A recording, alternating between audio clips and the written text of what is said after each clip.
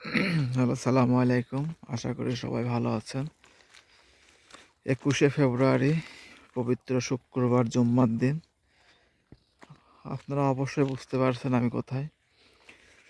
প্রতিনিয়ত প্রতিবার নয় আবারও মাঠে আসলাম শুক্রবারে পেঁয়াজের আপডেটটা নিয়ে আমাদের মাঠের। যেহেতু আমাদের এই এলাকার প্রধান একটি ফসলই হচ্ছে পেঁয়াজ। বর্তমানে আমাদের এই মাঠে এখন অন্য ফসল নেই বললেই চলে। পেঁয়াজের উপর প্রাধান্য দেওয়ার ফলে আমরা শীতকালীন যে চৈতালি ফসল আমরা আগে দেখতাম সেটা এখন আমরা আর পাই না বা দেখি না।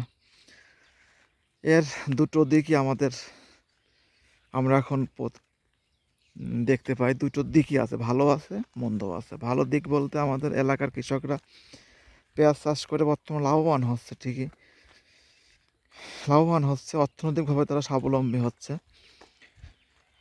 আবার এর মন্দ দিক বলতে গেলে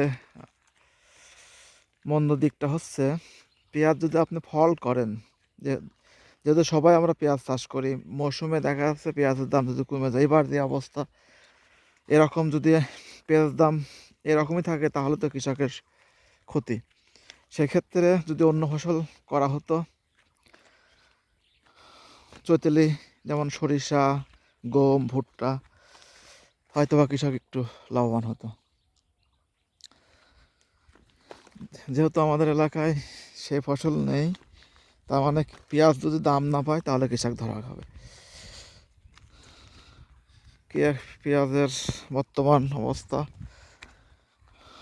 কিছু কিছু পেঁয়াজ তোলা গেলে এখনই তোলা যাবে, যে দাম নেই বিধায় কৃষক পেঁয়াজ তুলতেছে না।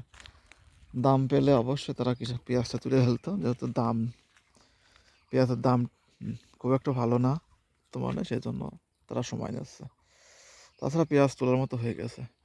ধন্যবাদ সবাইকে, ভালো থাকবেন। আশা করি আবার পরবর্তী সপ্তাহে পেঁয়াজের আপডেট নিয়ে আসবো আপনাদের মাঝে। সে পর্যন্ত সবাই ভালো থাকুন। আসসালামু আলাইকুম।